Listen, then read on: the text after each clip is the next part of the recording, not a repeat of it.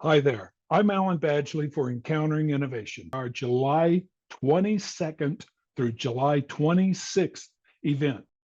Our Encountering Innovation 2024 will be our 8th year to have our conference working with technology innovators, and our 4th year working with manufacturers, advanced manufacturers, additive manufacturers, as we look for opportunities for you as you're looking for tech innovation. Our tech innovators will be meeting with Department of Defense Combatant Command Technology Scouts that are looking for solutions to their needs. 2024 conference is going to be a virtual event hosted at Wichita State's FirePoint is the Defense Innovation OnRamp Hub, Kansas, one of 5 regions in the Ensign program. Rick? Thank you, Alan.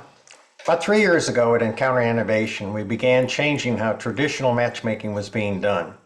Instead of having the sponsoring organization decide who you will meet based on NACE codes, we let the small businesses and large businesses choose who they want to meet.